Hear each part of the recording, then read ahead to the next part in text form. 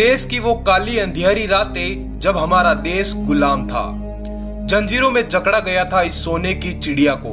सत्ता थी गोरी चमड़ी के हाथों में। अब क्षत्रियों के भविष्य के फैसले तलवार से नहीं, कागज और कलम से होते थे। पर दिल्ली से दूर बैठा एक शेर मूंछों को ताव देते हुए सब कुछ देख रहा था। उसे इंतजार था कि अंग्रेज एक बार उसे छेड़े तो सही। वो तो ऐसा वीर था कि आंख उठाने वाले की आंखें फोड़ दे। यवन अंग्रेज उस पर हुक्म चला दे, यह उसे कैसे मंजूर हो सकता था। पर अंग्रेज अनजान थे इस वीर की वीरता से और मुंह उठाए पहुंच गए आज के रेवाड़ी। पर यहाँ से तो गढ़ अहिरवाल के शेर की सीमा प्रारंभ होती थी। 3000 की पैदल सेना, 87 गांवों का सरदार था वो। बड़ी जागीर, शेरशाह जिगर, हरियाणा का सूरमा। नाम था अहिरवाल वंशी रेवाड़ी नरेश, वीरों के वीर राव बहादुर उर्फ राव तुलाराम। इतिहास के पन्नों में इस शेर की शौर्य गाथा की शुरुआत कुछ यूं होती है। जब राव तुलाराम मात्र 14 वर्ष के थे, तब इनके पिताजी का स्वर्गवास हो गया। पिताजी की मृत्यु के बाद राज्य का सारा भार माता पर आ गया। इसी मौके के इंतजार में बैठे अंग्रेज राव तुलाराम के राज्य को हथियाने की फिराक में लग गए। पर शेरशाह जिगरा लिए अपनी तलवार को धार देता वो वीर था तुलाराम, जिसने बचपन में ही अपनी दाग इलाके में कायम कर ली थी। इसी बीच मराठाओं ने अंग्रेजों पर दावे बोलना शुरू कर दिए। राव तुलाराम ने भी अपने शौर्य का परिचय देते हुए सेना तैयार करके अपने मराठा भाइयों के साथ युद्ध के लिए निकल पड़े। वीर के सामने जो आता वो धराशायी हो जाता। बड़े बड़े अंग्रेजी योद्धाओं की ताकत को इस शेर ने टुकड़ों टुकड़ों में चीर दिया। अंग्रेजी सिपाही इस वीर की वीरता से भयभीत हो गई। ऐसा वीर जो अंग्रेजों को उठा उठा के पटक रहा था। अंग्रेजों को वीर तुलाराम की वीरता का अनुभव हो गया था। इस पर अंग्रेज तुलाराम पर क्रोधित हो गए। अंग्रेजों ने भारी सेना से वीर तुलाराम के कब्जे वाले गांवों पर धावे बोलना शुरू कर दिए। अंग्रेज राव तुलाराम की उस समय की 20 लाख की जागीर पर कब्जा करते करते 1 लाख की जागीर पर ले आए। पर तुलाराम शांत चित्त से मौके के इंतजार में थे। साल 1857 हिंदुस्तान में क्रांति के शंख फूंक दिए गए। इसी मौके के इंतजार में बैठे तुलाराम अपनी सेना के साथ हाथ में भगवा लेकर मेरठ में घुस गए।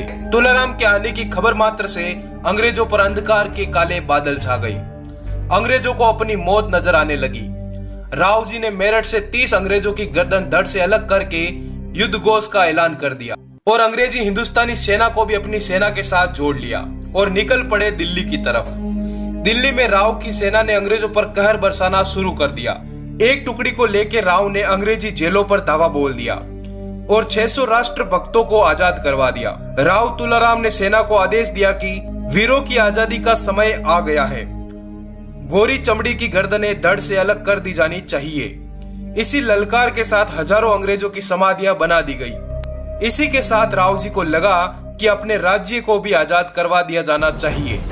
इसी गरज के साथ 17 मई 1857 को 500 यादवों की एक सेना के साथ राव तुलाराम ने अपने राज्य के अंग्रेजों पर धावा बोल दिया। तहसीलदार की टांग पकड़कर उसे कुर्सी से हटा दिया और अंग्रेजों द्वारा लूटा गया खजाना अपने कब्जे में ले लिया। राव जी ने यादवों की सेना के साथ मिलकर पूरे क्षेत्र में अपनी जीत का भगवा बुलंद किया और अपने आप को रेवाड़ी, बोरा, शाहजहांपुर सहित 421 गांवों का राजा घोषित कर दिया। यही शंखनाद के साथ राव तुलाराम राय बहादुर बनते हुए मस्तक पर तिलक, माथे पर केसरिया, हाथ में तलवार लेकर ललकार दी कि मैं और मेरा राज्य आजाद है, हम यवनों के गुलाम नहीं हैं। इस ललकार की गूंज इंग्लैंड में सुनाई दी। अंग्रेजी शासन को हिलाकर रख देने वाले इस वीर के खिलाफ इंग्लैंड से वारंट जारी किया गया। इसी के साथ 2 अक्टूबर 1857 8000 की अंग्रेजी सेना के साथ मेजर सोवर्स ने राव तुलाराम पर हमला किया।